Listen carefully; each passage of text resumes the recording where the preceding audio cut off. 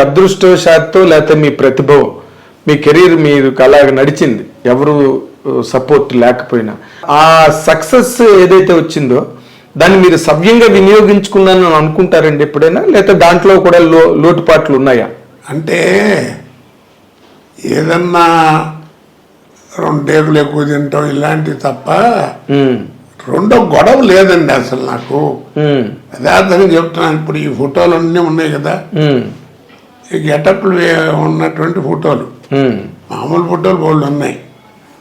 ఆ రోజుల్లో ఏంటంటే ఈ చెక్కల మీద ఉండేవి 100 డేస్ ఇవన్నీ. అవును, కొంచెం చెదబట్టి పాడైపోయాడు. సరే మీకు తెలుసు కదా, నాకు మా అబ్బాయి పోవటం. అవునండి. వాడు ఇవన్నీ కాస్త బాగున్న వాటన్నిటి ఫోటోలు తీసి ఇది చేయించి పెట్టాడు. అవునండి. 14 ఏళ్ళు ఇది పెట్టి 14 ఏళ్ళైంది. 14 ఏళ్ళు అలా ఉంది. అదేలేండి. అంటే లోటుపాట్లు మీరు ఏం ఫీల్ అవ్వట్లేదు? వెనకాతలకు ఒకసారి వెనక్కి తిరిగి చూసుకుంటే అరే నేను ఆ పొరపాటు చేశాను. పొరపాటు అంటే నాకు పనే ఉందండి. ఇప్పుడు నాకు అంటే గొప్ప చెప్పడం కాదు. ఇప్పుడు నా పక్కన కనీసం ఒక 50 మంది లేడీస్ వేసుంటారు. వాళ్ళ ఫోన్ నెంబర్లు కానీ వాళ్ళతో మాట్లాడటం అంటే షూటింగ్లో తప్ప అట్లాంటి గొడవలు నాకు అసలు ఆ గొడవలే లేవు. నేను నాటకాల దగ్గర నుంచి కూడా ప్రొఫెషన్లో ఉన్న వాళ్ళతో జాగ్రత్తగా ఉండాలి. ఓకే, అది నాకు మా అన్నయ్య నేర్పినటువంటి విద్య.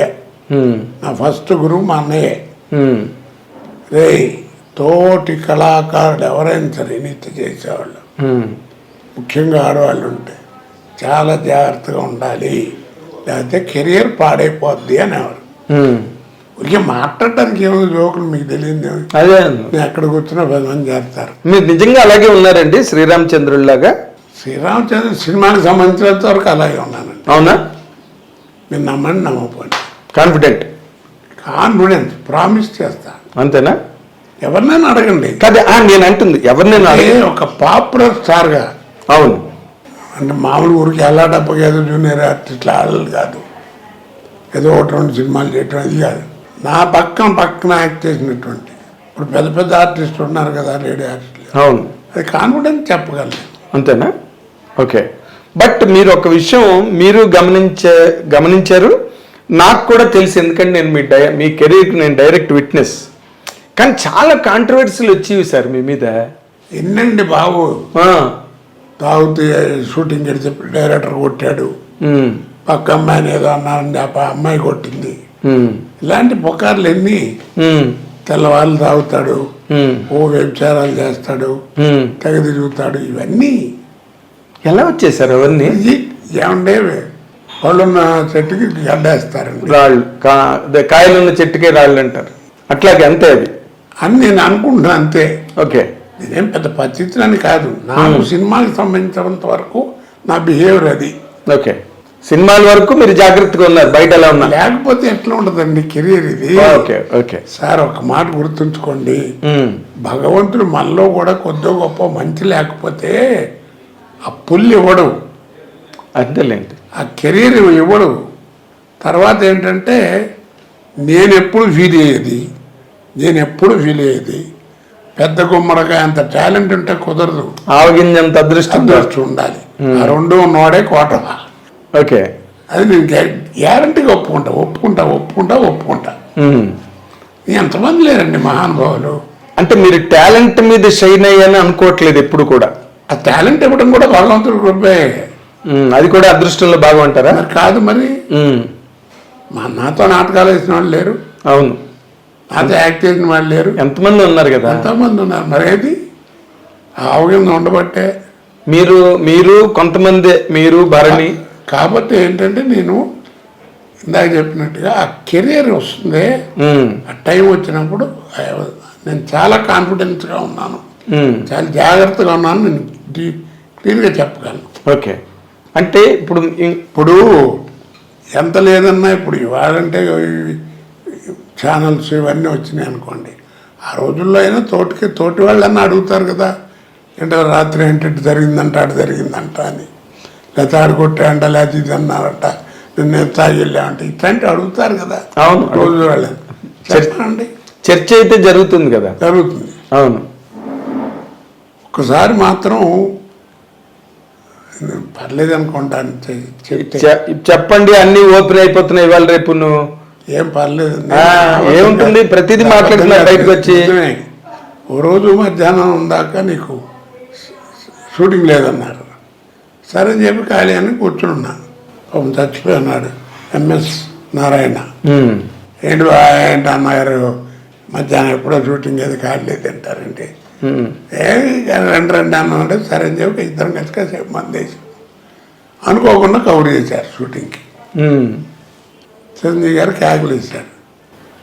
బుద్ధి లేదు వెళ్ళని ఇంత క్యారియర్ ఉన్నవాడు నీకు పాలు పుడతాయి రావడం ఏంటని ఇట్లా. మన నిజమే కదా, తప్పు కదా. ఏ సినిమా అండి అది? జ్ఞాపకం లేదు నాకు. చిరంజీవి గారి కాంబినేషన్ ఆ సినిమా కాదనుకుంటాను. బట్ ఆయనకి తెలిసి కేకలేసారా మీ మీద? కేకలేసేది అనుకుంటా. అట్లాంటిది అది మొత్తానికి ఆయన కేకలేయడం జరిగింది. అంటే మంచిగా, అదే మంచికి, మంచి ఆర్టిస్ట్ నువ్వు, అదే కెరియర్ పాడవుతుంది, బడి ఏంటిది 10 మంది చెప్పుకుంటే ఎంత అసహ్యంగా ఉంటుంది అని కేకలేసాడు. అదే మీ అభివృద్ధిని ఆశించి చెప్పిన అంటే మొదటి నుంచి బాగా. మీకు చిరంజీవి గారితో అటాచ్మెంట్ ఎక్కువ అండి? అటాచ్మెంట్ నేను ఎవ్వరి ఇళ్ళకి వెళ్ళనండి. నా దగ్గర ఫోన్ నెంబర్లు కూడా లేవు. ఏదన్నా ఫంక్షన్స్ ఎవరినో వాళ్ళు పిలిస్తే మనం వెళ్ళటం, లేకపోతే నాకు ఏదన్నా ఫంక్షన్ ఏదైనా ఉంటే పిలవడానికి వెళ్ళటం అంతే తప్ప నేను అసలు ఎవరి దగ్గరికి వెళ్ళను. కాదు, చిరంజీవి గారితో ఏంటంటే ప్రాణం ఖరీదు ఫస్ట్ పిక్చరు. నేను కెమెరా ముందు నుంచింది ఫస్ట్ ప్రాణం ఖరీదు. మీరు? నేను. వాసు గారు డైరెక్టర్. అవును, కే వాసు డైరెక్టర్. మనం పోయారు కదా. అవునండి.